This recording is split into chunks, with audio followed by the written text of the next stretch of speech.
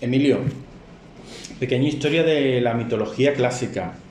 Es tu nueva obra donde hablas de los mitos clásicos, pero ¿qué es un mito? Porque quizás esa palabra con el tiempo se ha ido difuminando un poco y ya la usamos quizás para cosas que no son de lo que tú Pero hablas eso aquí. me gusta, me parece que es un homenaje a la mitología, ¿no? Porque esas historias fascinantes, maravillosas, con las que los clásicos interpretan el mundo y nos lo y la condición humana, y imaginan a los dioses, el origen de las cosas, todas esas historias que tienen geografía, porque la mitología tiene geografía, que para ellos era una religión. Después ha pasado a denominar algo que es digno de recordar, algo que es importante, algo que es grandioso. Cuando digo esto es mítico, no, esto es un mito viviente. Me parece un homenaje maravilloso a la mitología clásica. Y es una muestra también de que lo clásico está más vivo que nunca. Vivimos rodeados de mitos. Hablamos latín sin darnos cuenta. Nuestra cultura viene del mundo clásico. La filosofía, el teatro, la democracia, casi nada, ¿no? Es algo que inventan los clásicos también. Y tenemos necesidad de los mitos. Por un lado, los mitos se han conservado durante miles de años, porque seguimos contando los mitos. Es lo que hago de una forma divertida en la mitología clásica, pero a la vez necesitamos también estos mitos transformados. Por eso decimos que esto es mítico. A mí me parece que es actualizar la palabra y reivindicar el mito clásico. No me parece mal, me gusta. Cuando uno ve en tu libro las historias que cuentas y las lee, se da cuenta de que estos mitos no pasan de moda, ¿no? Esto sí. Están entre nosotros y están arraigados, ¿no? Esto es genial, porque esto quiere decir que durante miles de años los humanos nos estamos educando con estas historias.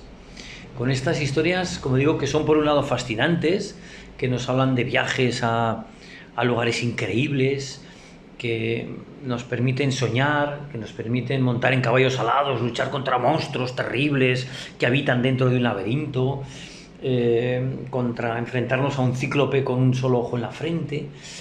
Pero, por otro lado, trasladan mensajes también. Porque claro, los mitos es como nos imaginamos los humanos, ¿no? El mundo, las cosas y las relaciones humanas, los dioses, los héroes, los humanos.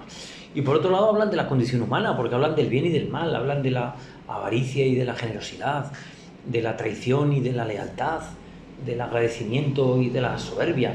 Y por eso están siempre tan actuales, ¿no? Y los utilizamos en el lenguaje cotidiano, pues si es que vivimos rodeados de mitología. Los días de la semana, los planetas, los meses, tener una odisea para llegar a un sitio, abrir la caja de Pandora, tener vista del lince, que no tiene que ver con el animal, sino con un personaje de Jasón, ¿no? En fin, esto es un trabajo hercúleo, tantas expresiones, ¿no? del lenguaje del día a día. Bueno, esto por un lado, se nos han transmitido tal cual, y disfrutamos leyendo esas aventuras que para ellos tenían una dimensión religiosa, eso lo hemos perdido nosotros ahora, la dimensión religiosa, pero por otro lado se han transformado. O sea, a la vez tenemos los mitos clásicos vivos y los seguimos contando, y eso me parece mágico durante miles de años, pero por otro lado se han transformado. ¿Por qué? Porque Superman es Perseo y su novia Lois es Andrómeda, y los héroes de Marvel son los héroes clásicos. Hulk es Hércules, porque necesitamos los mitos. Y eso es lo que he querido hacer en Pequeña Historia de la Mitología Clásica, trasladar este mundo fascinante a lectores de todas las edades, de 6 años, de 14, de 20, de 40, de 70, y hacerlo de una forma divertida, rigurosa y divertida. Yo doy clase de esto en la Complu, y entonces he querido trasladarlo de una forma asequible para todos los lectores, aunque no tengan ni idea de mitología, que no hayan oído hablar nunca, que mira que es difícil, no haber oído hablar nunca de mitología, pero bueno, y para todas las edades. Me ha pasado con este libro lo que me pasó con los anteriores, y es que... ¿Los conocías? Sí. Por favor, qué honor. Y descubres que cuando te pones a leerlos, estos libros te llevan a leer o buscar otros libros, ¿no? Qué importante es claro, eso. esto lo digo siempre, que un libro es bueno si te anima a leer otros libros, ¿no? Y la buena literatura tiene dos cosas. 3, te divierte, te da vidas de repuesto. 2, te ayuda y te entretiene, te enseña, y 3, te ayuda para la vida. Y es lo que he querido con la pequeña historia de la mitología, porque por un lado es un libro de aventuras y es un libro de viajes. Por otro lado, en segundo lugar, es un libro de autoayuda, pero de la buena, que hay mucha autoayuda de charlatán de feria. Porque la buena literatura te ayuda para la vida. O sea, Homero, el viaje de Ulises, unas aventuras geniales. Te lo pasas genial leyéndolo, divertido. Pero te traslada un mensaje: la vida es un viaje. Y hay que disfrutar del viaje de la vida. Muchas veces nos ponemos objetivos inalcanzables que nos hacen muy desdichados y muy desgraciados. Lo que tenemos que hacer es disfrutar de la vida. Y del viaje de la vida, que tiene muchos peligros. Los cantos de sirena, fíjate, otra expresión, ¿no? La vida tiene algunas cosas que te pueden, con consecuencias fatales. Estos son las sirenas también. Eso, o sea, entonces te ayuda. O sea, la buena literatura, aunque no sea de autoayuda, yo creo que hay Séneca, nuestro paisano Séneca, Marco Aurelio, escribían libros de autoayuda, de la buena. Entonces, la buena literatura además te sirve para la vida sin ser un tostón. Y 3, además te ayuda a entender la historia cultural de Occidente, gracias. Porque la historia cultural de Occidente es la historia de la mitología clásica. O sea, no podemos entender el arte, la literatura, la música, ni siquiera el cine actual sin la mitología. Oye, una de las películas que ha triunfado últimamente es Oppenheimer. El subtítulo de la novela es Prometeo. Frankenstein, de Mary Shelley. El subtítulo de Frankenstein es Frankenstein o el moderno Prometeo, ¿no? Qué mito tan maravilloso. Es decir, por un lado tenemos los mitos que se conservan tal cual y los trasladamos y los contamos tal cual y nos divierten y nos lo pasamos bien y nos ayudan y despiertan nuestra imaginación y nos dan vidas de repuesto y nos permiten soñar, y por otra parte se transforman en otros personajes que cambia el nombre pero no cambia el espíritu del mito clásico. Qué maravilla, ¿no? Un libro... Bueno, yo voy hablando y luego tú pones las preguntas. Sí, un libro escrito con humor. El humor es necesario. El humor es fundamental en la vida. Y quizás ciertas historias pues luzcan mejor, ¿no? Con pinceladas de humor. ¿Es fácil meter el humor en estas historias? No hay nada fácil cuando uno escribe, ¿no? Pero se trata de que al lector le parezca fácil. Esto es muy importante. Pero yo he intentado trasladarlo de una forma divertida y con humor para hacer asequible la mitología a cualquier tipo de lector. Pero, como digo, es un libro pensado no solamente para los que no tienen ni idea de mitología, también para los que saben de mitología, para los que han leído ya alguna obra clásica y se quieren volver a reencontrar con los mitos clásicos, ¿no? Pero me parece que yo intento aplicar ese principio romano de docere delectando, docente, ¿no? Enseñar deleitando. Yo creo que eso es clave, ¿no? Entonces, para eso buscar el humor es una forma, porque además lo divertido no es lo contrario de serio. Lo contrario de divertido es aburrido, no serio. Yo he querido hacer un libro riguroso, pero divertido, a la vez que se aprenda y que el lector de cualquier edad, y al margen de que no tenga ni idea o sepa algo mucho de mitología, se lo pase bien leyéndolo. Bueno, y luego tiene esas ilustraciones maravillosas de Julius, ¿no? Que son absolutamente geniales. Sí. Ahora... Y está editado además con un papel fantástico, con tapas duras. Es una joya en una biblioteca. La edición, luego ya el contenido es valorable. Ahora nos ponemos serios después de hablar del humor, porque adoctrinamos personajes, símbolos o banderas del pasado, pero nos alejamos de la filosofía. Qué grave error, ¿no? Bueno, yo creo que nuestro país es una excepción para mal en ese sentido, porque en los otros grandes países de la Unión Europea, creo que España es un gran país, ¿no? En los otros grandes países, Francia, Alemania, Reino Unido, no digamos Italia, se estudia latín en la enseñanza secundaria y en el bachillerato, se estudia cultura clásica. En cambio nosotros no, creo que es un déficit que tenemos que mejorar como país. Estos países están por delante de nosotros y que esto es algo que nos va a hacer si metiéramos, estudiáramos más latín y griego en la secundaria y en el bachillerato, mejorar como país. Pero si hasta la NASA, a las misiones espaciales, les pone el nombre de personajes de la mitología, para llevar a la primera mujer a la luna, la llama misión Artemis, porque es la diosa, digamos, de la feminidad, ¿no? Una diosa que no quiere saber nada con los hombres, ¿no? Que además se asimila a la luna. Artemis en todas las representaciones lleva una media luna, ¿no? Porque es la luna, de la misma forma que su hermano Apolo es el sol, ¿no?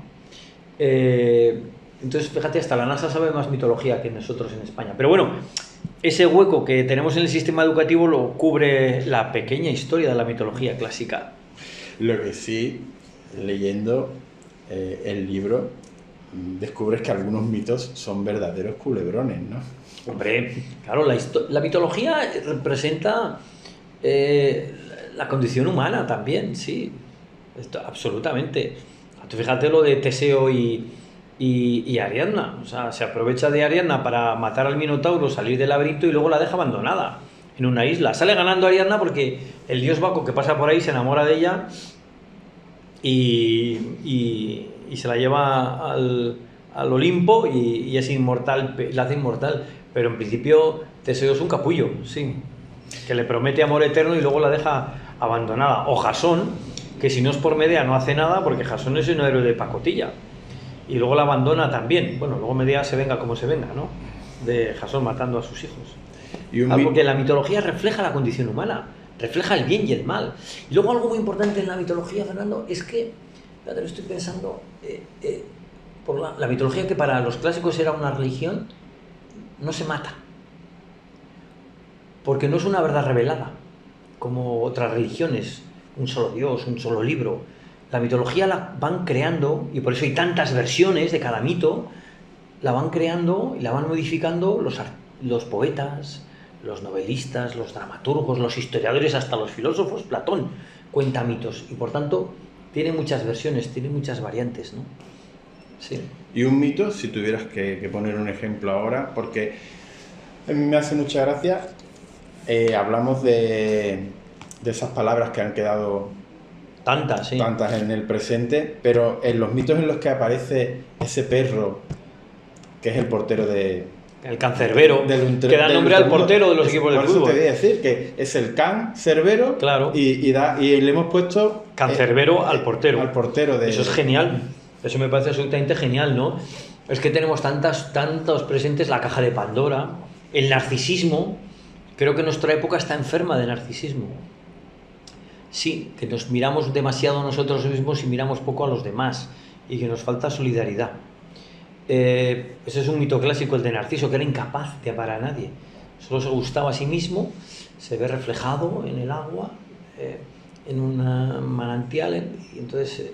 Se intenta abrazar, se cae y se ahoga y muere, ¿no? Y se convierte en un narciso, la flor del narciso. Es todo un mensaje en una época en la que incluso hay gente que muere haciéndose un selfie. Sí. Ahora al año miles de personas mueren haciéndose selfies. O sea, dices, pero nos hemos vuelto locos. La mitología ya habla de ese peligro, de esa enfermedad, del narcisismo. Y Freud, el psiquiatra que revoluciona la época moderna con su psicoanálisis, se podrá estar de acuerdo o no, pero es verdad que es una revolución cultural que utiliza los nombres de los mitos clásicos, ¿no? Edipo, el complejo de Edipo, Jung, el de Electra, etc. No nos miramos en espejos, pero sí nos miramos en el móvil, ¿no? Claro, no nos miramos en espejos, pero luego el espejo, bueno, el agua de Narciso es la pantalla del móvil ahora. Y ya para terminar, ¿hay algún mito que esté en el que estemos equivocados, que nos haya llegado, que estemos equivocados, tergiversados o que lo hayamos cambiado tanto que al final haya cambiado su origen? No, yo creo que se mantiene. ¿O lo hemos respetado? Yo creo que se mantiene, sí, la interpretación de los mitos, sí. Sí, y además luego es que los mitos, claro, todos trasladan mensajes, ¿no? Eso es fantástico. A mí me gusta, fíjate, el de Ícaro. Es un mito que habla de los retos de la tecnología. Eso es de absoluta actualidad. ¿Dónde están los límites de la inteligencia artificial? Dédalo fabrica esas alas de cera para escapar de Creta porque el rey Minos no le deja salir para que no enseñe a nadie el secreto del laberinto. le dice a su hijo, ten cuidado, no te acerques demasiado al sol porque las alas derretirán la cera y morirás al caer a la tierra. No hace caso. Eso es una reflexión primero, sobre que hay que hacer caso a los padres, que esto es muy importante. Esto lo decimos los padres. Y segundo, sobre los límites de la tecnología. ¿Dónde están los límites de la inteligencia artificial? ¿No? ¿Sí? Y luego la mitología es muy igualitaria, hombres, mujeres, y me encanta Atenea. O sea, dices, la inteligencia es una mujer. Atenea, que es la diosa de la sabiduría, de la estrategia, de la civilización, la diosa de las ciudades, es la diosa de Atenas, le da nombre, ¿no? El símbolo es el olivo, por cierto, fíjate, uno de los símbolos de Andalucía, pues es la diosa de la inteligencia es una diosa, una mujer. Hércules está en nuestros símbolos, en España, en Andalucía, no solamente están, porque en España está en el escudo las columnas, pero es que en el escudo y la bandera de Andalucía está el personaje, Hércules. O sea, pues eso es un mito también, ¿no? Claro, cuando pasa por Andalucía, porque aquí la mitología situaba el paraíso. Solamente por eso ya merece la pena leer mitología clásica. Pues Emilio, muchísimas gracias. Muchísimas gracias a ti, Fernando. Gracias por la labor que haces, además, fantástica de difundir la literatura.